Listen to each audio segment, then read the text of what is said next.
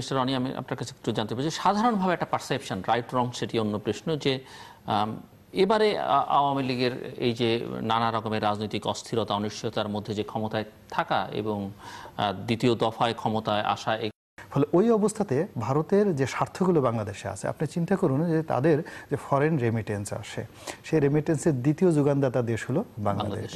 কাজেই এদেশে প্রায় 8 লক্ষ স্কিল্ড লেবার, তাদের একেবারে সবচেয়ে মেধাবী এবং যোগ্য 8 লক্ষ লোক ভারতের বাংলাদেশে চাকরি করছে।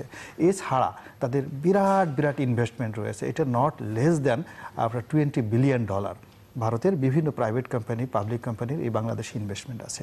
কাজেই এদেশে যদি রাজনৈতিক অস্থিরতা শুরু হয়, পলিটিক্যাল আনরেস্ট শুরু হয়, তাহলে সবচেয়ে বেশি ক্ষতিগ্রস্ত হবে ভারত, সব দিক থেকে ক্ষতিগ্রস্ত হবে। ফলে একটা স্ট্যাবল রাজনীতিটা সৃষ্টি করার জন্য তারা প্রথমত চেষ্টা করেছে একটা পলিটিক্যাল নেগোসিয়েশন হোক। যখন দেখা গেল পলিটিক্যাল নেগোসিয়েশন হচ্ছে না, ফলে বাংলাদেশের রাজনীতিকে স্ট্যাবল করার জন্য তাদের নিজেদের স্বার্থে কিন্তু তারা আওয়ামী লীগের সাপোর্ট দিয়েছে এবং নিজেদের স্বার্থে তারা ওই 5 জনের নির্বাচনে বলতে গেলে একেবারে সবাইকে অবাক করে দিয়ে অনেকটা ওপেনলি, আমরা যাকে বলি নির্লজ্জ, সেই ওপেনলি সাপোর্ট করে আওয়ামী লীগকে জিতে নিয়েছে। এবং এটা ভারতও খুব ভালো করে বিষয়টা জানে এবং আওয়ামী লীগও খুব ভালো করে, যারা ঊর্ধ্ব স্তরের লোকজন তারা খুব ভালো করে জানে যে কোন প্রেক্ষাপটে 5 জানুয়ারি নির্বাচনে ভারত তাদেরকে এভাবে সাপোর্ট দিয়েছিল।